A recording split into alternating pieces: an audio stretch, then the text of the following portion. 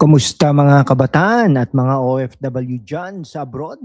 Welcome back sa ating channel, #WalkWithLan.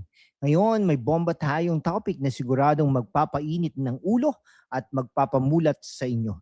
Naku po, Attorney Jimmy Bondoc at Attorney Israelito Torion, kapwa akusado. Oo mga pare, dalawang matapang na abogado, isang dating singer na naging lawyer at public servant, isa namang kilalang defender ng mga controversial figures pero laging para sa rule of law. Ngayon, may kapwa hinahabol ng mga kaso pero tanong, hustisya ba ito o lawfare? Weaponized justice para manahimik ang mga kritiko. Today, deep dive tayo. Facts only, no fake news, witty analysis at critical thinking para sa inyo na gusto ng totoong politika. Manood hanggang dulo kasi may surprises at calls to action. Hit that like button na para ma-boost ang mga algorithm at marami pang makakita ng katotohanan. Let's go! Una, kilalanin natin sila ng maayos. Si Attorney Jimmy Bondoc, o yung dating OPM heartthrob na Let Me Be the One singer. Pero ngayon, full-fledged lawyers from UE Law, Ateneo grad sa Communications, nagtrabaho sa PAGCOR bilang AVP for Entertainment, naging public servant, tumakbo siya senador sa PDP laban slate noong 2025 midterms, inspired by ending corruption, better education, at hospital detention reform. Tapos naman, si Attorney Israelito Torion, Mindanao-based powerhouse lawyer, counsel ni Pastor Apollo Kibuloy ng KOJC, dating abogado rin ni Senador Bato de la Rosa sa ICC issues. Partner sila ngayon sa law firm na Para sa Bayan, launched November 2025. Intellectual, fearless, at laging may resibo. Witty take natin mga kaibigan. From stage lights to courtroom fights, Bondoc went from singing love songs to singing the truth. Torion naman, parang chess master sa legal battles. Pero bakit sila ang target? Kasi hindi sila natatakot magsalita laban sa mali. Ngayon, ang main dish, bakit kapwa akusado? Una kay Attorney Torion, multiple obstruction of justice complaints from PNP CIDG related daw sa Kibuloy case. Sinasabi nila na inobstruct niya ang justice by statements or actions. Pero he filed counter affidavit personally sa DOJ with Attorney Bondoc as his counsel. Manggara, no? January 2026 pa lang, nag-submit sila ng counter, strong defense, I'm just doing my job as a lawyer. Si Bondoc naman calls it lawfare, political warfare using courts para i-silence ang opponents. Witty niya, parang tanim kaso pero sa level ng national. Ay nako, then Bondoc himself face inciting to sedition, rebellion, insurrection over Facebook post, Republic of Mindanao coming soon. Denied it in counter affidavit January 2026. Sabi niya, expression lang yon ng frustration sa central government, neglect sa Mindanao, hindi call to arms. Free speech yan, protected by the Constitution. Both file rejoinders, supplemental petitions. They are not running, they are fighting for transparency, mga kaibigan. Critical point ha. Sa Pilipinas, kapag abogado ka nga hinahabol ng Estado, ikaw na rin ang hinahabol. Pattern ba ito? Para i-discourage ang brave lawyers. Analysis natin bakit sila pinagtatarget. Una, Kibuloy connection. Torion defense KOJC amid serious charges, pero defense lawyer is not equal to accused. Obstruction raps feel like pressure tactic. Election protest. They represent losing PDP candidates sa 2025 midterms seeking recount due to alleged irregularities. Kapag may ganito, automatic threat sa status quo. Bondoc's post, Republic of Mindanao. Sarcasm daw sa neglect pero ginawang rebellion, overreach. Okay, ito ang ating observation, witty. Kung ang pag-post ng meme ay rebellion na, baka bukas ang pag-like sa critical post ay high treason na. Para sa mga kabataan at OFW, Kayo ang future. Kapag ganito ang sistema, paano tayo magtitiwala sa hustisya? Dapat protektahan ang lawyers para protektahan ang karapatan ng lahat. Favor po tayo kay Attorney Bundok at saka kay Attorney Torion? Kasi facts support them. Una, strong counter affidavits, evidence-based, not emotional.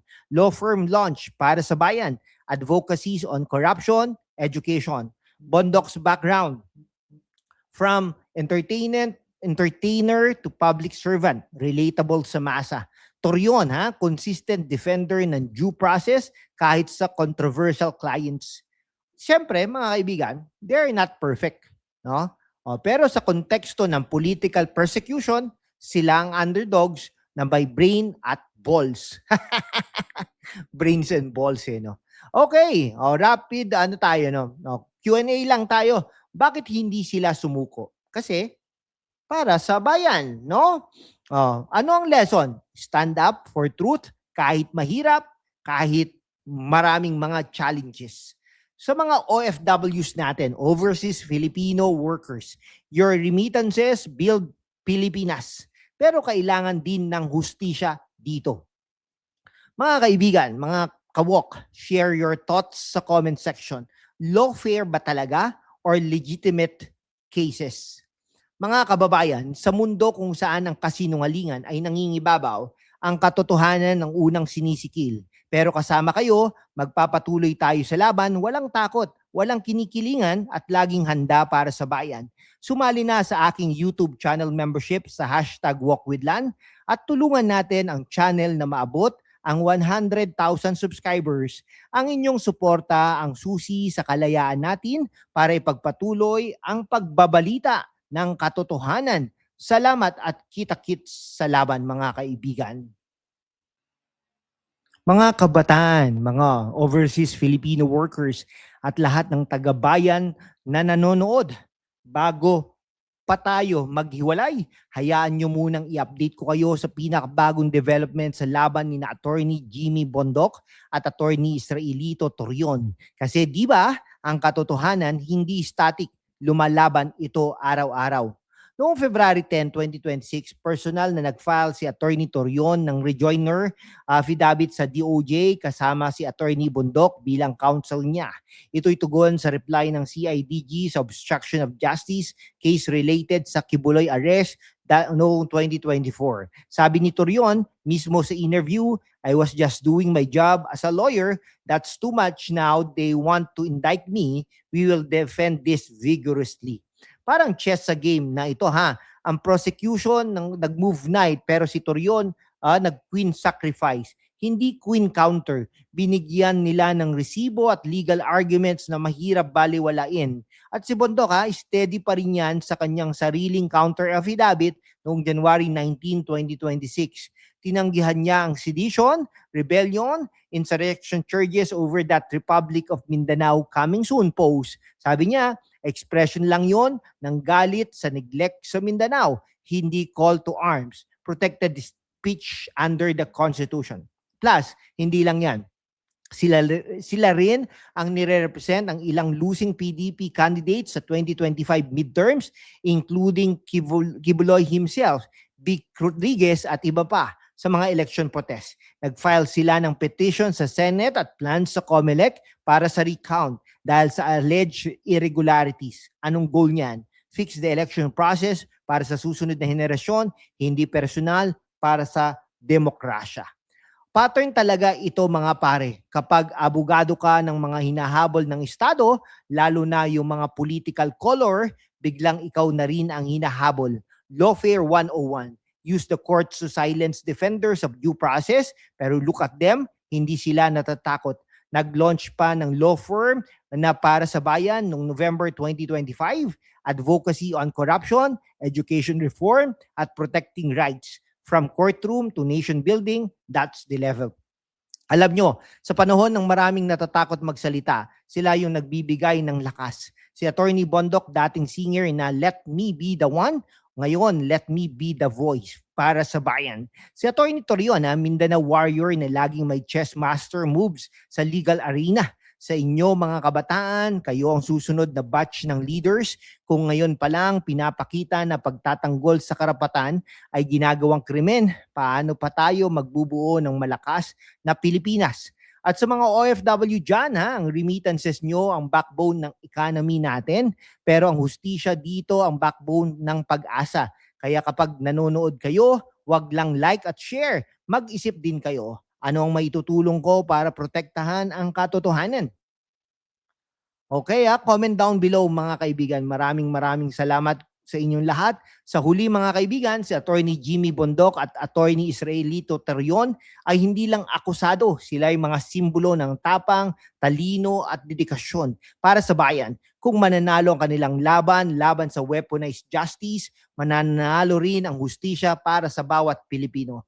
Laban lang, walang susuko. Subscribe na kung hindi pa, i-bell ang notifications para di makaligtaan ng updates at sumali sa membership sa #WalkWithLan para tuloy ang torch ng katotohanan hanggang 100,000 subscribers at beyond. Salamat ulit sa panonood hanggang dito na lang mga kaibigan. God bless you.